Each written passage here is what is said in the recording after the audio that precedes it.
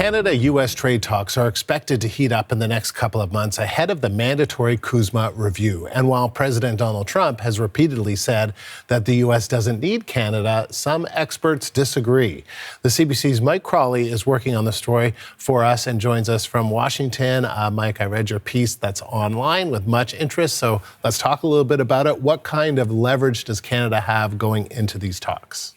Yeah, Andrew, I've been looking at this question for a few weeks now, actually, because I kept hearing and reading about how much power the U.S. has in this relationship, how hard it's going to be, for Canada to make any progress in getting tariffs lifted or get the kind of a trade deal that's actually going to be good for Canada. This is all because supposedly the U.S. has so much more leverage than Canada does in this relationship because our economy is far more dependent on the U.S., on exports to the U.S. than the U.S. economy is dependent on exports to Canada. But I got talking to, quite a number of people who have some insight into how trade negotiations work.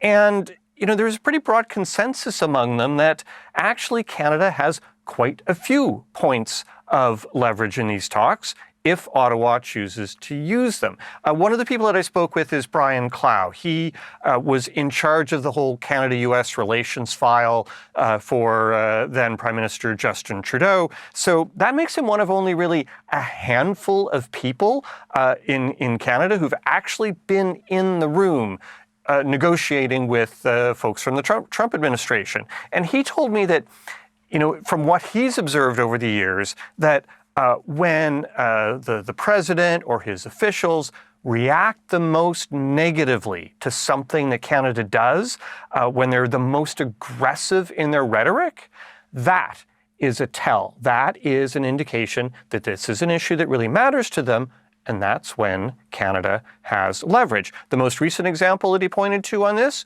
the agreement that Prime Minister Mark Carney struck with Beijing to reduce tariffs on Chinese electric vehicles in exchange for a reduction in tariffs on Canadian canola products. Take a listen to this. What it ultimately says to the Americans is, if you keep treating us badly, if you keep slapping tariffs on our key sectors like steel, aluminum, cars, lumber, if you refuse to renew the CUSMA deal, you're going to push Canada into the arms of countries you don't like. And that's where the leverage and power comes from. So in essence here, Andrew, the idea is that EV deal with China creates kind of a bargaining chip, right? The same goes for access to critical minerals that Canada has and that the U.S. really, really wants. There's also the huge amount of foreign investment, mostly from Canadian pension funds down here in the U.S. It's upwards of $1 trillion Canadian dollars in assets that Canadian funds have invested in the U.S. And those are just a few of the points of leverage from the list that I compiled. Wow, $1 trillion. That's about half the size of the overall Canadian economy, just to give perspective of how much money that is. Energy prices, the GDP, energy prices are top of mind these days, especially because of the war in the Middle East right now. So how might Canada's energy markets play a role in future trade with the U.S.? Yeah, no, clearly when it comes to leverage, it's crude oil is the biggie here. The U.S. imports more crude oil from Canada than it does from all other countries in the world combined, right? So I'm told that Canadian negotiators are basically trying to see what is a way that they can, leverage that resource, given all the uncertainty that we've got right now around rising prices, around U.S. access to oil from around the world, and if so, what would the U.S. concede in return? So it's one part here, Andrew, of how the timing of these talks could be somewhat advantageous to Canada, right? You've got the rising cost of living as a major political issue down here in the U.S. You've got more and more Americans coming to the realization that tariffs drive up the cost of living for them.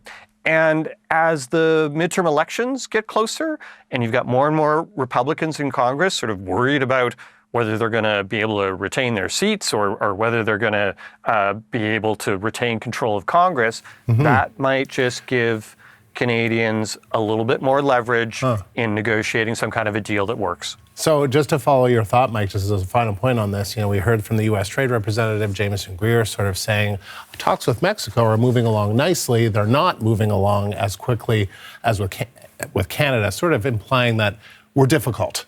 But that actually could be a sign, could be a good sign. It sounds counterintuitive, but that seems to be the implication that, for instance, the former staffer you were speaking to says.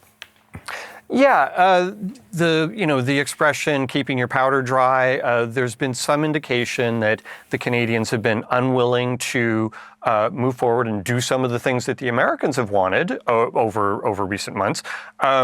Critical minerals is one example. So last month there was it kind of a bit flew under the radar. There was a meeting that the State Department and Jameson Greer was involved in this as well, had with a bunch of countries from all over the world about critical minerals, and there were agreements signed with the EU and with Japan and with Mexico, but Canada didn't sign on. And people were asking me, I had some contacts in Canada saying, how come Canada wasn't in on this? And the message that we got from the government was, without saying it directly, they wanted to hold off and basically wait until trade talks were going on. So if they're going to strike any sort of a deal on critical minerals, then that's going to have to come with some sort of a concession from the U.S. What are you going to give us in exchange for that? Interesting. Mike, good to talk to you. Thank you. The CBC's Mike Crawley, live in Washington.